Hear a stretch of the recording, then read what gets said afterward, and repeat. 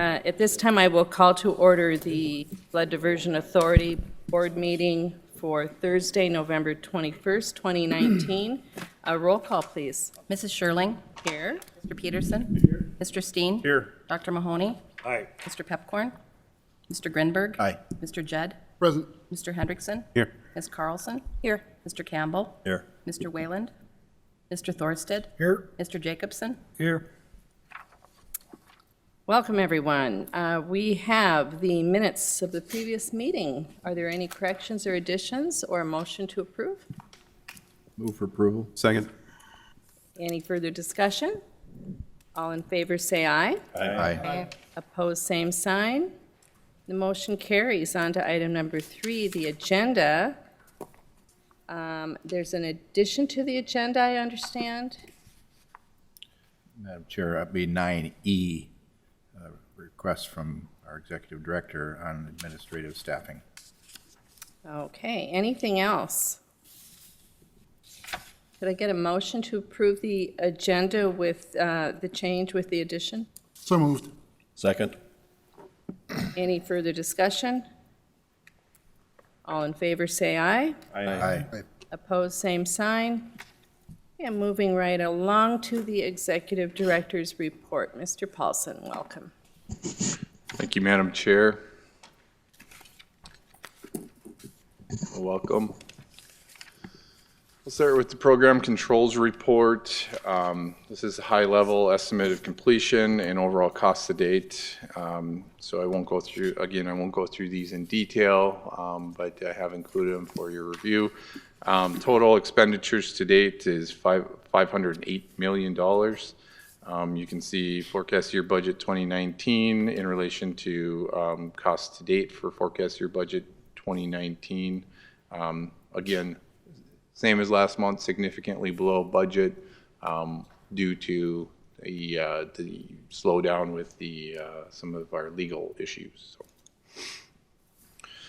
2019 revenues, same slide. This is the last time you'll see this slide other than when we start talking about the forecast year 2020 budget. I'll have this slide to show where revenues are coming from for 2020.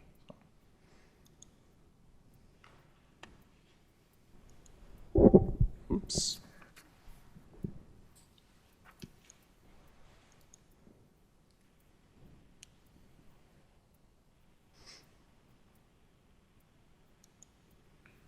So again, here's our dashboard that I highlighted at the meeting last month. And so this dashboard is still under construction, but it will be available to all the board members very soon. And in here we can see estimate to completion and overall cost to date. And again, we can drill down engineering, legal, financial, and we can see the different classifications in a level 2 analysis. I'll just click on another one and we can drill down again over here. So this is going to be available to you folks. We're almost complete with it. It's going to be very handy for everyone to be able to drill down and get the information they need for tracking budgets and budget preparation. So.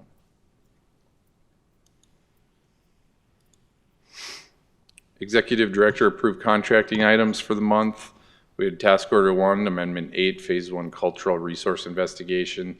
This was a closeout task order for a unencumbrance of $116,447 through AECOM. The second item was a service agreement modification for County Road 17 ditch cleaning, and that was an increase of $25,796. Cass County Joint Water Resource District approved contracting items for the last month. Task Order 5, Amendment 0, Property Acquisition Services. That was the task order for HMG for $660,000. And there were no approved contracting items for the Moorhead-Clay County Joint Powers. Some activities and achievements this past month.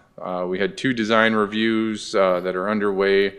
The Corps of Engineers segment, SE1, was submitted for 35% design review, and the I-29 road raise, 35% design review.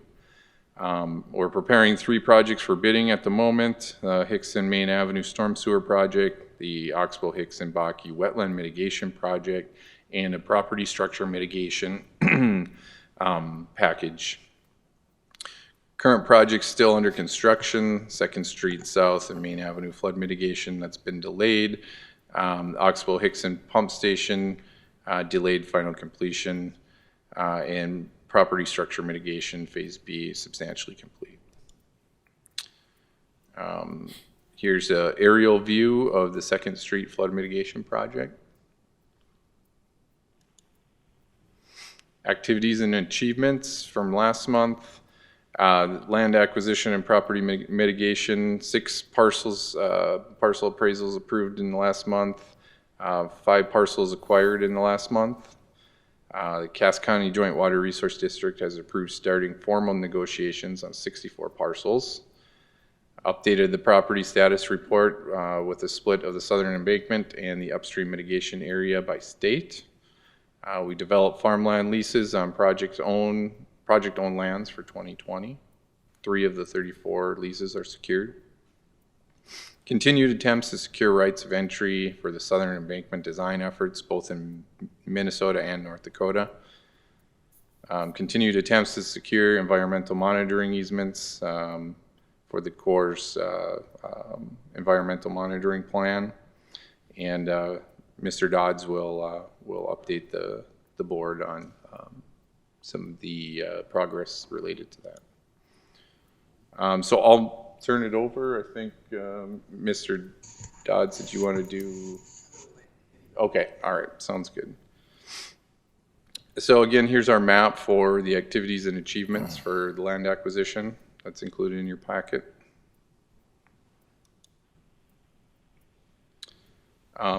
Some other notable things: we finished the Clomar outreach. So I did attend multiple council meetings and committee meetings over the last 2 months.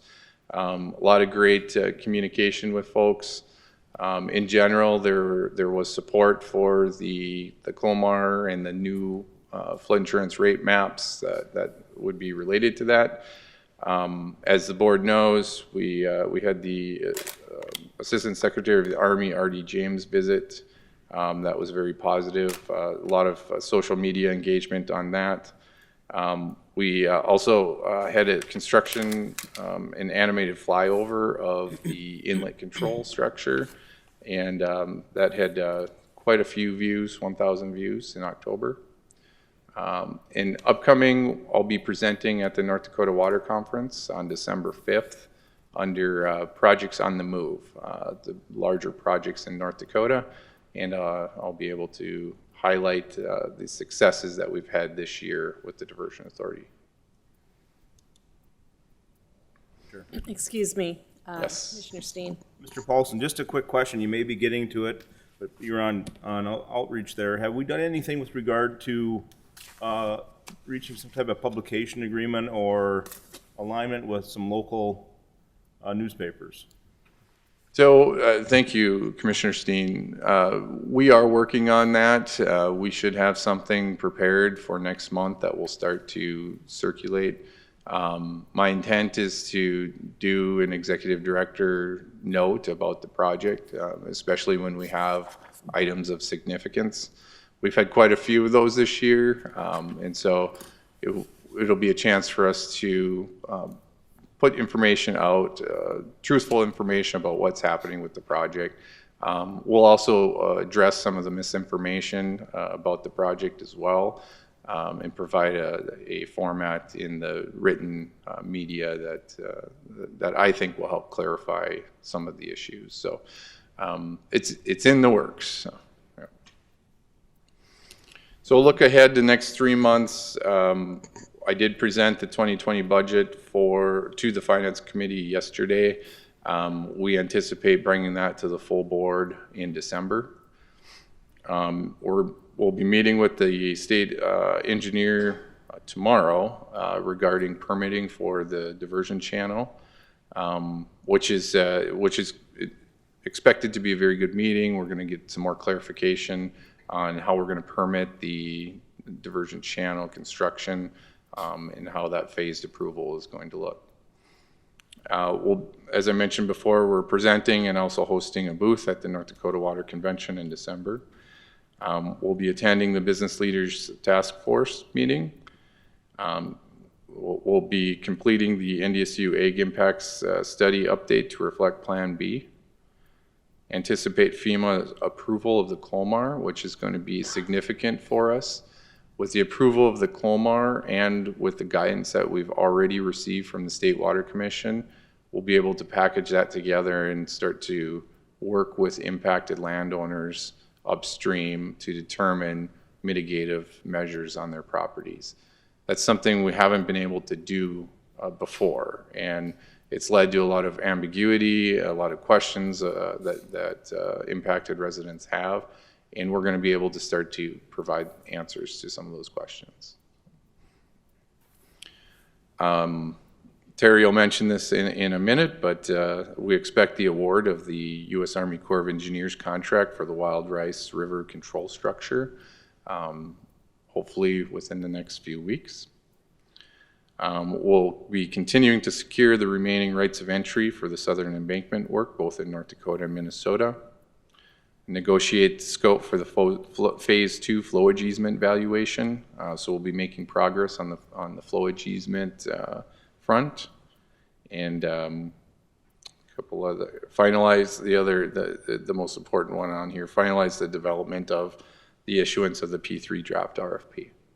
So that's expected end of December, early January. Look ahead 3 to 6 months out, we'll be holding one-on-one meetings with the P3 proposers as we work through that draft RFP. We'll support the contested case hearing as we move into closer to that date. We'll solidify the upstream structure mitigation requirements, as I had mentioned previously, and initiate bidding for the Hickson Main Avenue storm sewer and property structure mitigation. And I'll open up for any questions the board may have. Questions? Anyone have any questions for Mr. Paulsen? Thank you. Excellent, thank you. Item number 5, I see we have Terry here, Army Corps of Engineers project update. Terry Williams. Afternoon, you should have one of these in your packet. The diversion inlet structure, the test piles were driven the week of 4 November and they're setting up right now.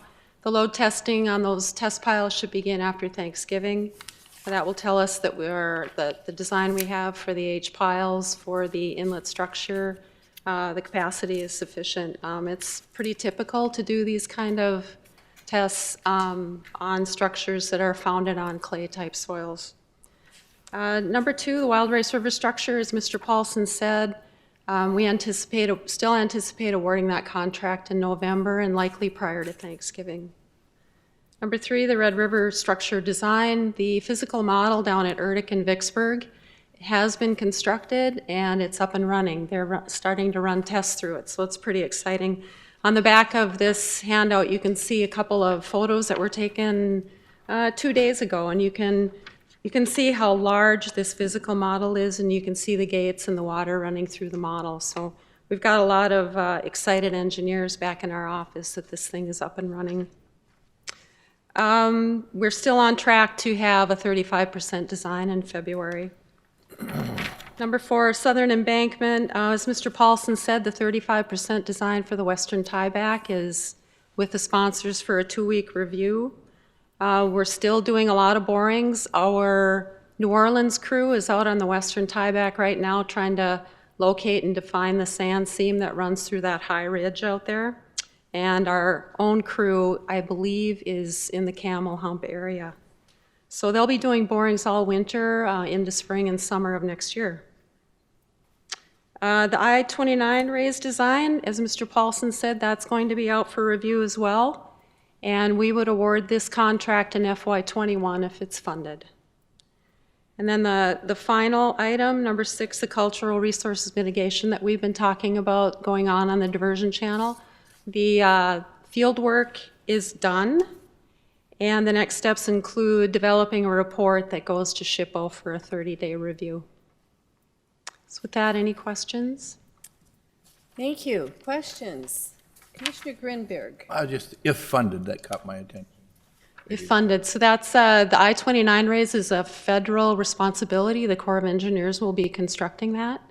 And so we're asking that it be funded in FY21 so we can award it. That's something we've identified as a funding need for federal. Is that, in the overall scheme of the plan, been noted and everyone's aware of that? So you're asking for funding sooner than later, or? No, we've identified that within the last year. How does that align with your budget, our budget, Congress's ability to pay? Is it, Whether it's what's the risk of it not being funded? Maybe that's a better way of asking the question. I don't know what Congress will do, but yeah, there's always a risk that it won't be funded. But it's in our identified cost estimates for FY20. We put those together for FY20 and FY21. We included the I-29 work in that FY21 cost estimate. Commissioner Peterson and then the mayor. Thank you, Madam Chair. Have you learned anything from our physical model? Any surprises? No surprises yet. We had four of our folks there this week, and they're very happy with how the physical model is going, how it's been constructed. It's all working well. So now is when the testing starts. And the first big test result that we look for will happen in December, where we'll know that we've got enough capacity through the 350-foot gates. And we're fairly confident that that's the case. Thank you. Mayor Mahoney. I think, Terry, what Commissioner Grindberg is asking, is it in the work plan? Because we get asked by Senator Hoeven, is this in the work plan? So the raising of I-29 has been in the Corps' work plan. It's in our request for FY21. Thank you. Anyone else? Any other questions? Thank you very much. And on to administrative legal. Mr. Shockley, you want to update us on the WIFIA timeline? Thank you, Madam Chair. In your packet is just an update to the WIFIA timeline. My intent is to continue to provide you the board updates at every month's meeting so that you're just aware of the progress that's going on with respect to the WIFIA loan. We are intent on closing in January of 2021. That's the first item I have on the agenda. The second I have is just going over the flow of funds for the project. Yesterday I presented this in front of the Finance Committee. It is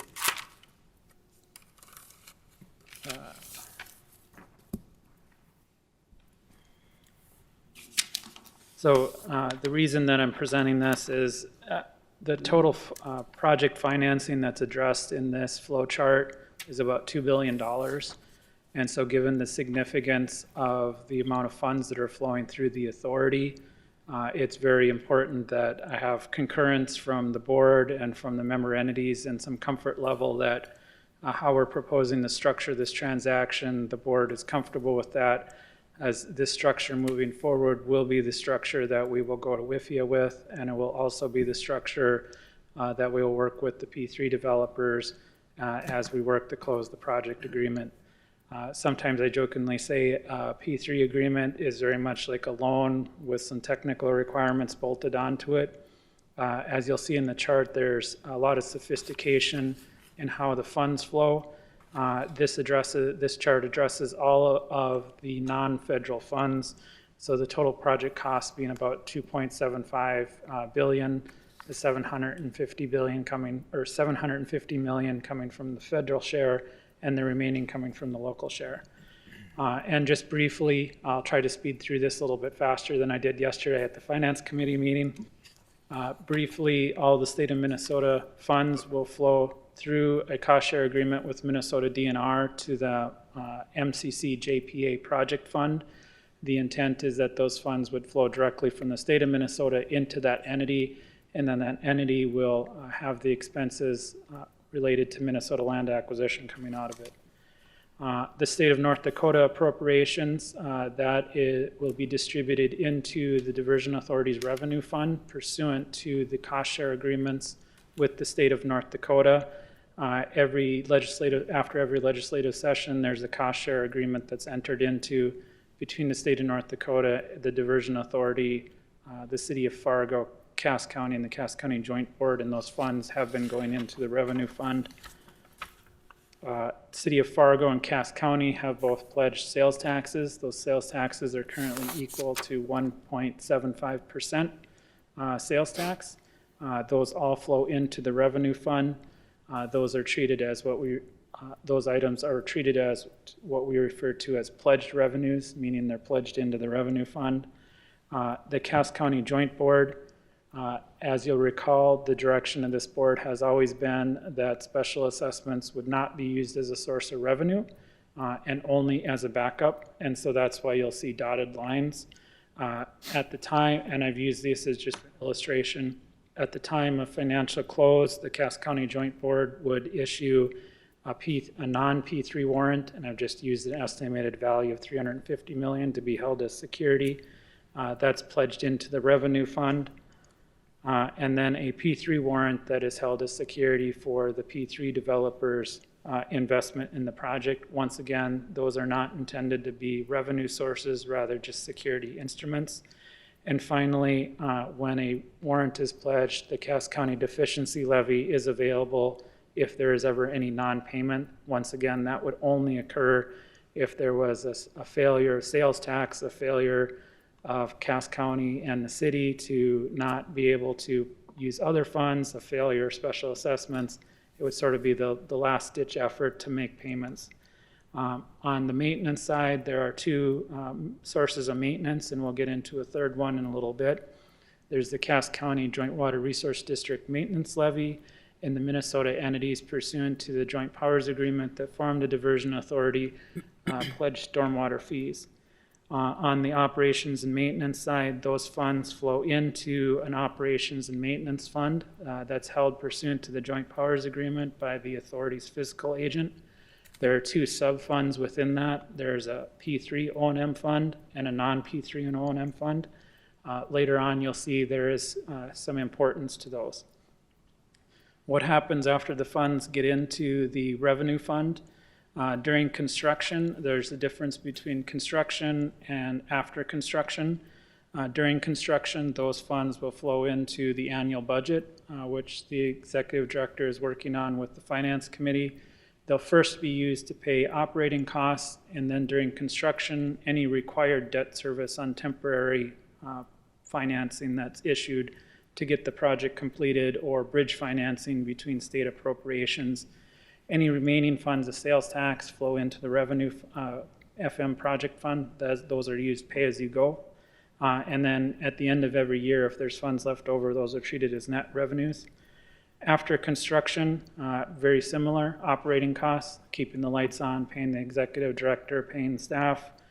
Anything left over after that is considered net revenues. These funds have already been created pursuant to the Joint Powers Agreement, so there's no action needed there. But what happens next is during operations and maintenance, after construction is done, operations and maintenance costs related to the non-P3 elements would flow into the operating fund. And now we get into how do you pay your debt obligations. So we're introducing a new concept here that's referred to as the debt obligation indenture of trust that's going to be managed by a trustee. The Bank of North Dakota has tentatively agreed to serve as the trustee. We use a trust indenture when we have a very sophisticated transaction that requires a lot of different repayment of different sources. And so it's very critical that if you have questions, why are we doing this? Just tell me that you don't want to do this so we can restructure it. But it's really important to have everybody on the same page that this is how we're going to undertake the financing of the project.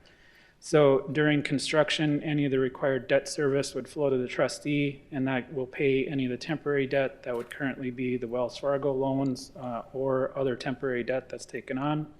And then also any net revenues that are left after every year, those get swept into the trust indenture. After construction, all of the net revenues get sent over to the trustee. This happens on a monthly basis. So every month after operating costs are paid, it gets swept into the trust indenture. And then the trustee every month will make the WIFIA payments. They're on top of the waterfall of funds. So those get paid out first. And those only occur after construction. Remember the WIFIA loan, the repayments don't start until 5 years after substantial completion of the project. WIFIA requires to be at the top of the waterfall because they have such favorable financing terms, they want to be first in priority. Then we'll have a couple of small SRF loans. Those SRF loans would be second in priority after the WIFIA loans. Third, we have a P3 fund. From the P3 fund, we're pledging the P3 warrant, what I talked about before. So that warrant's just held by the trustee as security. And then any of the P3 O&M costs are also pledged into that P3 fund, to which they'll make payments that are due under the project agreement. Recall that once you receive bids on your P3 transaction, you'll receive a two-part bid. One part will include what your milestone payments are during construction. That'll be equal to between 40 to 60% of the total construction costs. So just in rough numbers, we'll say 600 million in total construction costs from milestone payments, with the remaining 400 million that would be repaid after construction is over. And so after construction is over, the trustee is making the P3 fund, using the P3 fund to make the project agreement payments. From that, any reserve requirements would need to be met every month. That includes any IRS rebates or any requirements under the IRS code. Any payments or refunding improvement bonds, if those were ever issued, we have the ability to utilize the lower cost of capital because all of the work the Cass County Joint Board did. We have that ability. We can utilize that, issue bonds, and use the sales tax revenues to pay those. All of those funds, whether it's the temporary financing, the loan funds, the SRF loan funds, or the refunding improvement bond fund, they're all loan proceeds, and they all get tracked into the FM diversion fund to be used during construction. And finally, the trustee will utilize, if there's any excess funds left in the waterfall, those flow into the excess fund account, and then they flow back to the excess revenue fund account with the authority. Those funds are then diverted into the operations and maintenance fund. So this was the policy that was driven by the authority, that we want to use sales tax revenues to make capital payments and operations and maintenance payments. So that's really the first source of payment for operations and maintenance. And then any excess revenues left after those payments go back in the revenue fund, and we start the circle all over again. And this occurs on a monthly basis.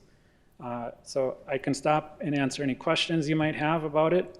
I will be going to each of the member entities and just going over this. In January, I intend to bring forward what are referred to as pledge resolutions by each of the member entities. Those are listed in the green, just setting up this transaction. So there will be member entity action. There's no action today, but I wanted to make sure that everybody was comfortable with what we're proposing as we really start to get into the application, the WIFIA, and going to market, so to speak, with the P3. Thank you. So what would be an alternate flow here if you didn't use the trustee? Well, if you didn't use a trustee, it would be a service that would have to be undertaken by the fiscal agent. One of the issues that we identified coming out of the last legislative session was a concern about ring fencing funds to make sure to give confidence to the P3 developers that payments would be made. And so the trustee idea was really a due out from that. And so it gives confidence to the P3 market, and it also It's fairly cost-effective. We're going to, after we get the trust indenture put together, we'll have an estimate of fees from the trustee, but the trustee will manage, make sure that all the payments are made every month.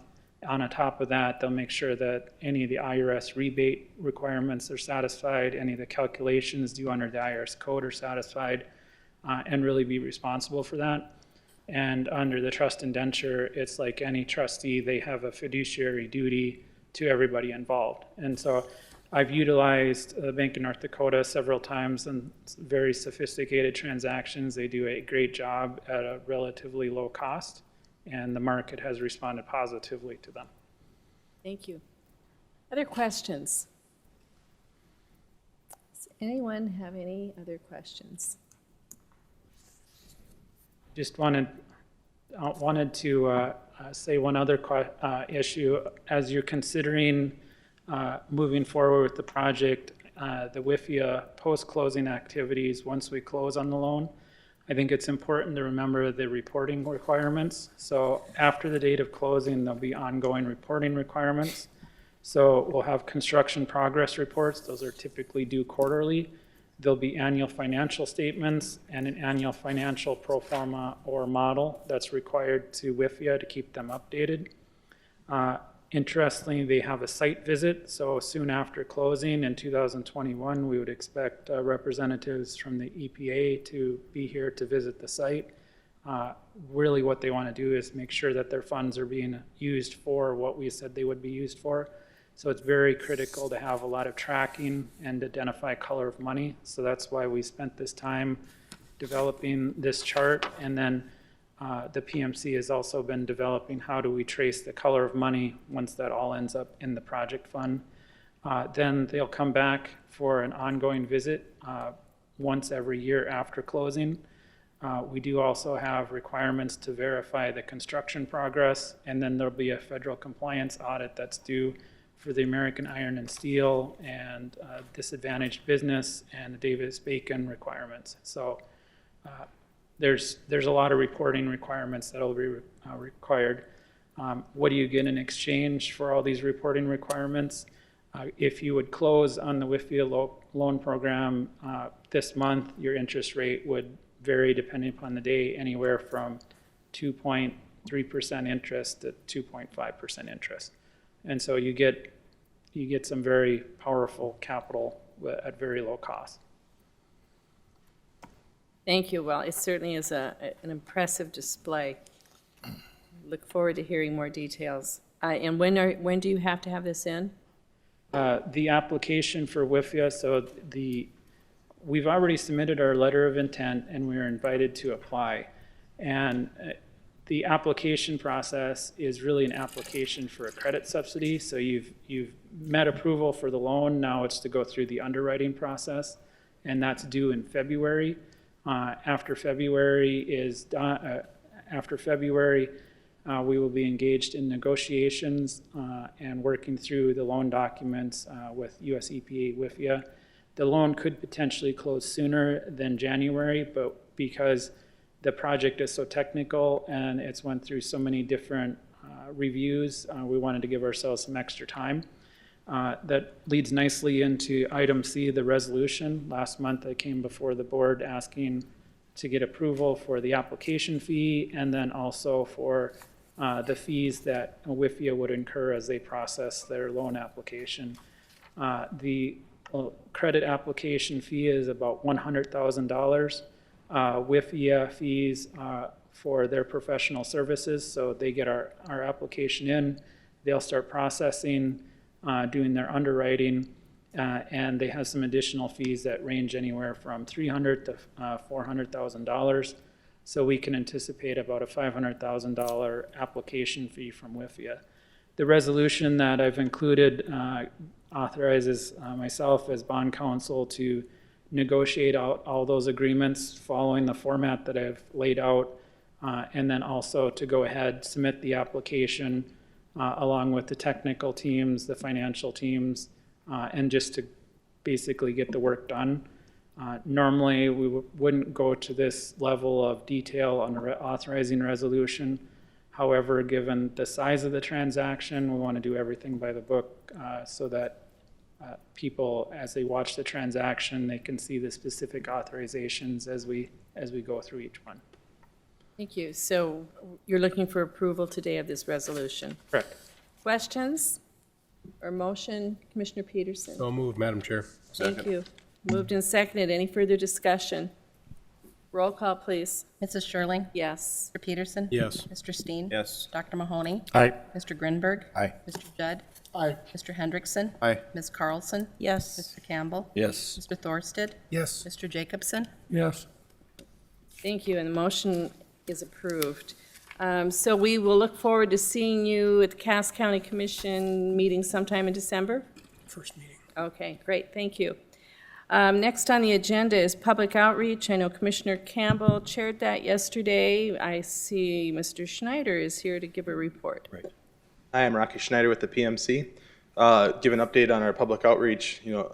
Commissioner Steen asked a question that was a really good one. We've been working with Joel and Chairman Roger Olson, who's not here today, but we've been working on a number of different ideas and how to really bring these ideas forward. I think one of the things we identified in the past is when we have an idea, it goes to the committee, and then it either gets worked on or it doesn't. What we're trying to do is come up with a new communications plan.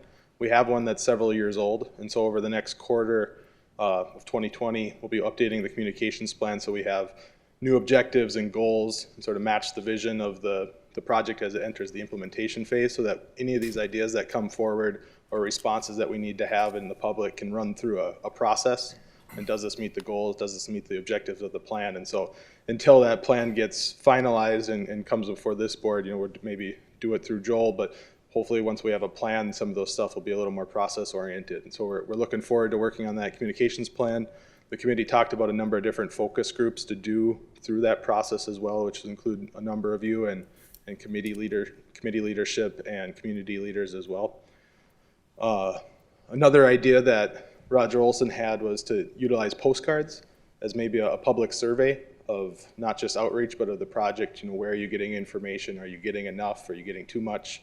And try to figure out how we can target better and who we need to target and who's actually interested or maybe who's not interested in finding out information. That's what the committee's primary goal is going to be over the next couple months, is to work on that plan and give their input involved in that. Also have a video to show, and of course one of the things we're entering the implementation phase is how do we make sure people understand the construction that's going on. I think as construction moves from in town and more visible to areas outside of town where it's maybe not as visible to the masses, you can be easy to be lost in the shuffle that there's stuff going on. I think the question we get most often is this ever going to be built? And right now the Corps is working on a roughly $50 million, not a small project, and they're about to award another similarly scaled one in the coming weeks. And so we want to make sure people understand that the project is moving forward, construction's happening. So just a short minute 47 seconds here of your time to look at the current work going on at the inlet. This was shot, I think, last week.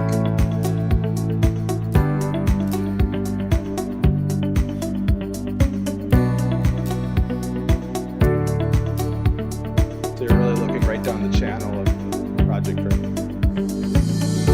The dam structure meets the start of the channel.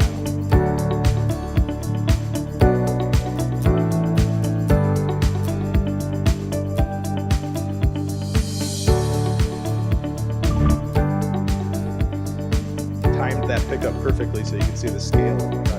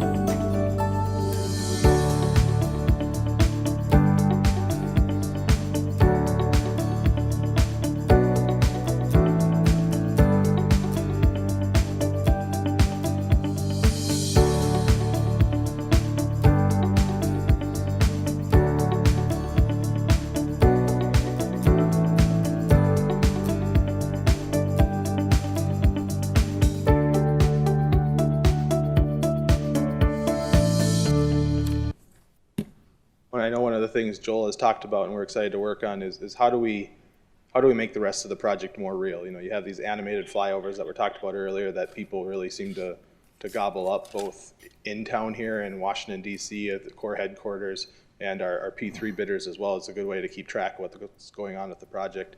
But one thing Joel's talked about is how do we make those more realistic, understanding what's coming, you know, with the design that Terry showed earlier. You know, how do we put that in a visual way that people can see before it's constructed so they understand, you know, what's going to be done, at what scale. So we're working on that as well. Questions for Rocky? I was going to bring a complicated flow chart, but I decided Shockley probably tested the limits of that, so I'll stick with the video. I think your music was enough, Mr. Schneider.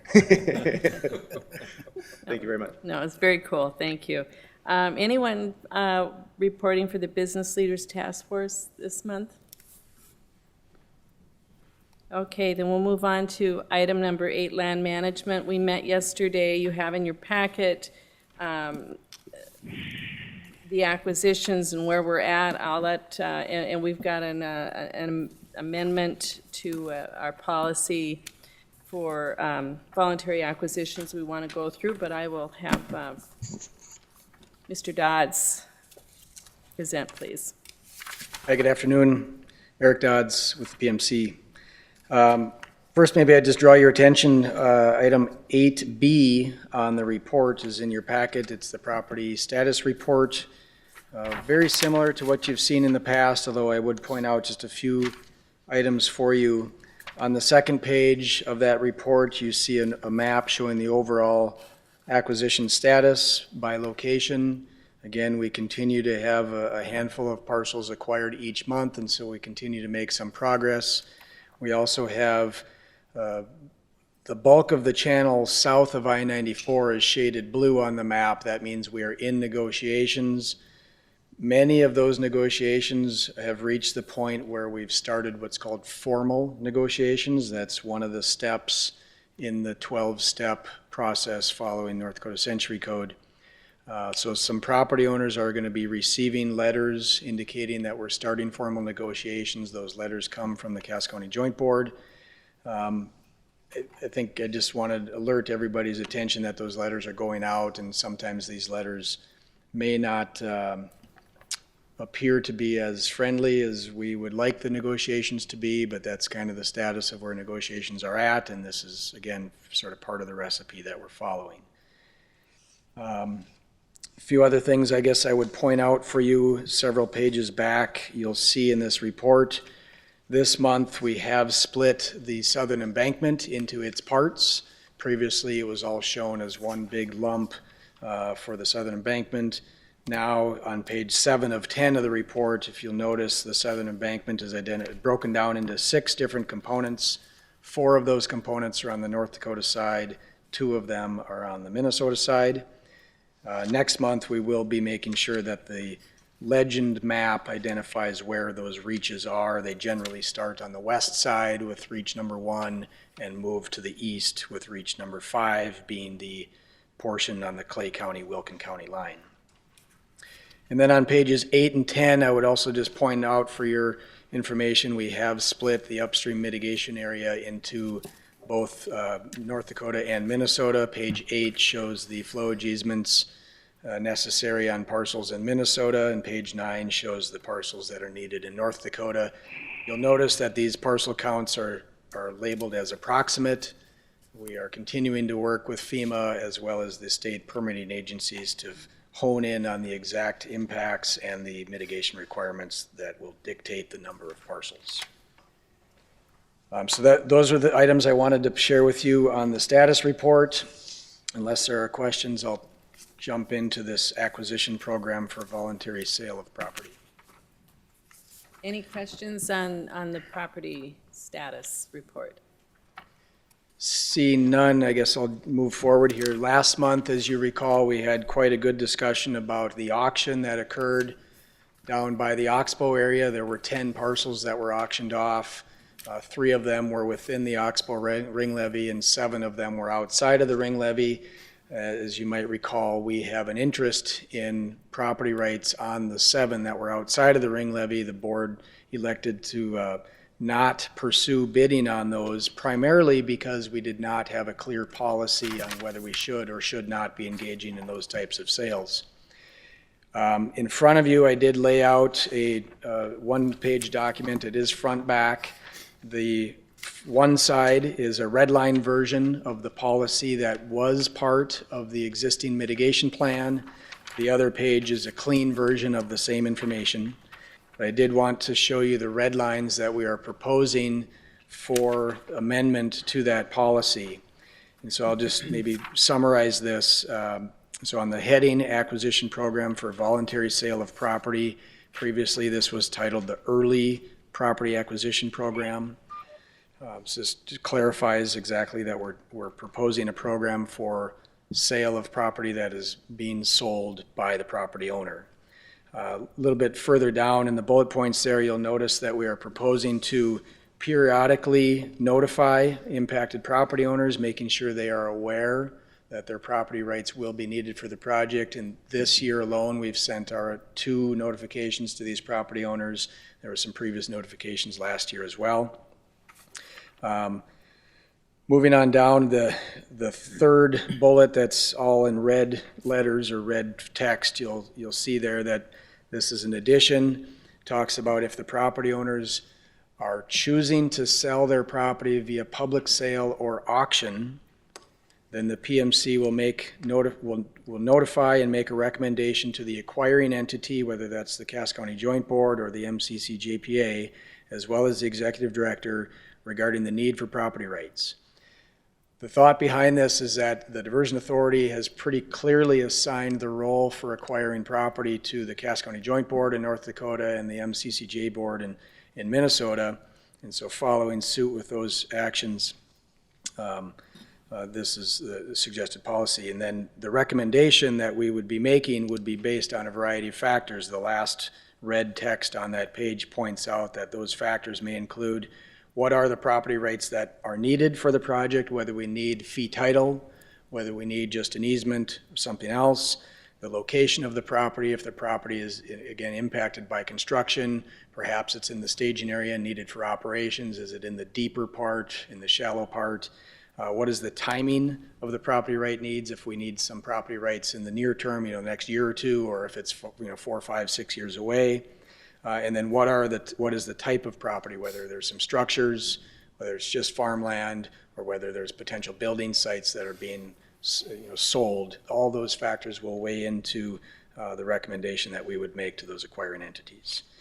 The Land Committee did review this yesterday. They made a few suggestions. Those suggestions are incorporated into what you have in front of you.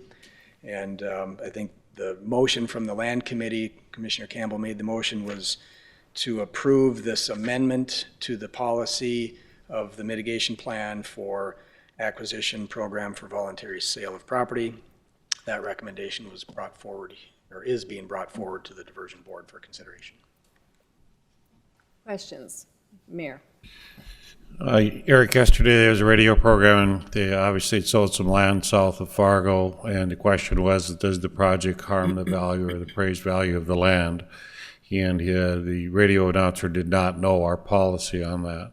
So the policy of us, as I understand it, is more of what is the true appraised value of the land, and we do pay that value if it's harmed by the project. If, for instance, I think some of the land sold for $4,000, if really the value appraised is more like $6,000, that we would be paying a higher price. Is that correct? Yeah, maybe 2 comments on that. First off, on the appraisal side, every parcel of land that we buy would generally have an appraisal done. And that appraisal is done on market conditions without influence from the project. And so that means that the project cannot either devalue or inflate the value of the property that we need to buy for the project. That's requirements of the federal program. And so all the appraisals that we've been doing, the appraisers have to take that into account. They're all credentialed appraisals to do that work properly. The second thing I would point out, and I did hear some of that radio discussion as well, and obviously it's been a real tough year, in fact several years, to be a farmer. And so the allegation was perhaps that the project itself was the sole cause of devaluing that land. Obviously, the farm economy is could be in better condition. And, we heard this news about Crystal Sugar recently and, beet prices and other things. And so all of those factors weigh into what is land value worth. Generally speaking, I think we've seen no inflation of land values since we started several years ago, probably a softening of land values generally across the area. I think we would also see that prime farmland has generally held its value pretty well, but if you get just a nidge off of the prime farmland, then you'll see values starting to decline. And so that's really the job of the appraisers, to assess all of that information and come up with their valuation opinion. Other questions? Or a motion? Motion to accept. Thank you, Mr. Jacobson. Second. Thank you. Any further discussion? Roll call, please. Mrs. Scherling, Yes. Mr. Peterson. Yes. Mr. Steen. Yes. Dr. Mahoney. Aye. Mr. Grindberg. Aye. Mr. Judd. Aye. Mr. Hendrickson. Ms. Carlson. Yes. Mr. Campbell. Yes. Mr. Thorsted. Yes. Mr. Jacobson. The motion carries. Thank you. On to item 9, finance. Mr. Grindberg. Thank you, Madam Chair. Just a couple other points adding to Joel's Executive Director report. Item 9A shows you our expenditures cumulative total. We've now crossed over 500 million, as reported earlier as well, at 508 million. Looking on page 2, 91.4 million in net cash position. And then before you is the rest of the detail. Happy to answer any questions, but I'd move for acceptance of the financial report. So moved. Second. Any further discussion or questions on the finance report? Roll call, please. Mrs. Scherling, Yes. Mr. Peterson. Yes. Mr. Steen. Yes. Dr. Mahoney. Mr. Grindberg. Aye. Mr. Judd. Aye. Mr. Hendrickson. Ms. Carlson. Yes. Mr. Campbell. Yes. Mr. Thorsted. Yes. Mr. Jacobson. Yes. And the motion carries. Madam Chair, item 9B, before you are requests for payments to Cass County Joint Water Resource District, Dorsey and Whitney, Onstead and Twitchell, and Cass County, for a total of $2,557,869.69. I would move for approval. Move to approve. Second. Any questions or discussion? Roll call, please. Mrs. Scherling. Yes. Mr. Peterson. Yes. Mr. Steen. Yes. Dr. Mahoney. Mr. Grindberg. Aye. Mr. Judd. Aye. Mr. Hendrickson. Ms. Carlson. Yes. Mr. Campbell. Yes. Mr. Thorsted. Yes. Mr. Jacobson. Yes. Thank you. And on to the cash budget for 2020. In your packet is a draft of FY20 cash budget for your review. Next month, the Finance Committee will go into deeper detail and bring a recommendation for the DA Board meeting in December for final approval for 2020. So consider this as information or background for your interest to dig deeper. I don't know if, Joel, you want to talk about, there's a website with more information yet in detail or where they can access that? Yeah, thank you, Mr. Greenberg. If there's any questions as you look through the 2020 cash budget draft, please reach out to my office and we can take a dive into any sort of questions that you might have. It is a large amount of information, as you can imagine, so I'm here to answer any questions that you might have as you review that. The Finance Committee will, as Commissioner Grindberg mentioned, take a deeper dive into that in December and hopefully have a recommendation to the board at the December meeting. 9D, Joel, you want to? Yes, thank you, Commissioner Grindberg. So I handed out for your information, it's according to the JPA, one of my requirements is to create an organizational structure for the administration of the Diversion Authority. I have come up with a draft organizational chart and a draft organizational budget for the Diversion Authority administration. And this is also included in the forecast year 2020 draft budget as well when you're looking at your numbers under program management. I've indicated a few different level 1 areas where I've calculated my budget. And really today, I'm asking for the authority to advertise a couple positions related to my organizational chart. It's been indicated to many people around me that we need to hire a couple additional staff as quick as possible to get things up to speed. So I'm making a proposal here. If you review the organizational structure, the boxes in blue are the proposed new staffing positions related to the organizational chart. I asked the board if they so choose to allow me to advertise the position for an executive administrative assistant and advertise the position for the assistant executive director. So I can work on that, hopefully hold interviews end of December, January timeframe, try to get some of those positions filled right away in 2020. So. Questions? Or a motion? Move for approval. I'll second. Thank you. Any further discussion? Roll call, please. Madam Chair, may I ask what the motion is? Is it to approve the org chart, or is it to approve him moving forward with his 2 hires? 2 hires. 2 hires. Okay, thank you. Correct? Mayor Judd? I'll keep my second. Okay. Mrs. Scherling? Yes. Mr. Peterson? Yes. Dr. Mahoney? Mr. Grindberg? Aye. Mr. Judd? Aye. Ms. Carlson? Yes. Mr. Campbell? Yes. Mr. Thorsted? Yes. Mr. Jacobson? Yes. And do we still have a quorum? I was just counting, yes. Okay. Madam Chair, we do need to do 9D. Yes, I was just gonna, Yes. we jumped over that. I just want to make sure before we do it that nobody leaves. Okay. Recommended contracting actions.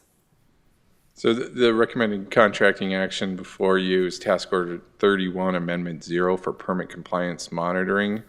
That's an HMG task order for $184,639.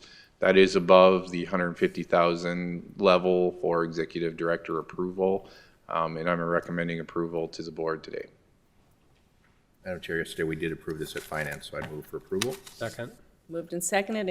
Any questions or discussion? Roll call, please. Mrs. Scherling? Yes. Mr. Peterson? Yes. Mr. Grindberg? Aye. Mr. Judd? Aye.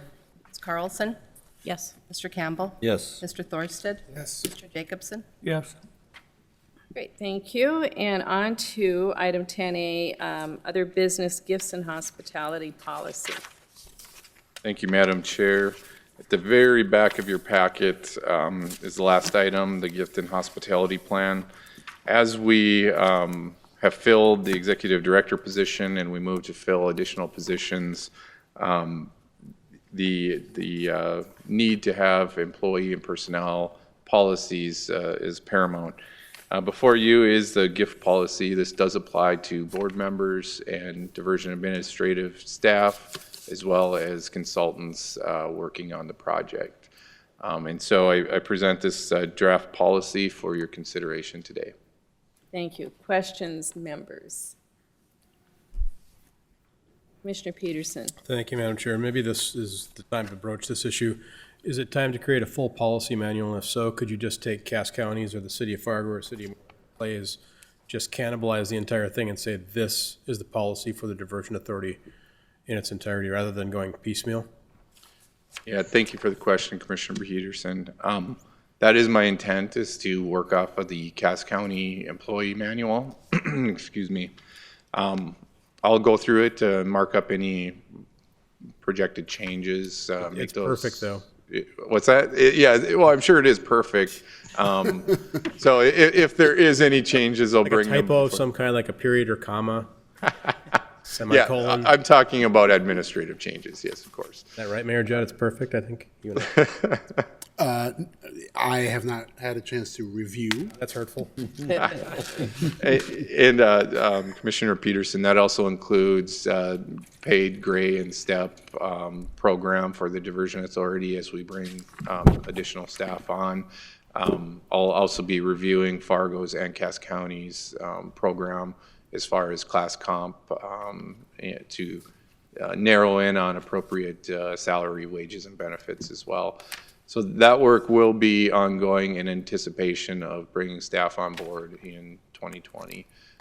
So I more than likely won't have anything before you until January time period. So, Thank you. yep. Thank you. Any other questions or motion? So moved. Thank you. Second? Any further discussion? Roll call, please. Mrs. Scherling? Yes. Mr. Peterson? Yes. Mr. Grindberg? Aye. Mr. Judd? Aye. Ms. Carlson? Yes. Mr. Campbell? Yes. Mr. Thorsted? Yes. Mr. Jacobson? Yes. And the motion carries. Is there any other business? None. Next meeting is December 19th, and I would accept a motion to adjourn. So moved. Second. We are adjourned. Thank you all.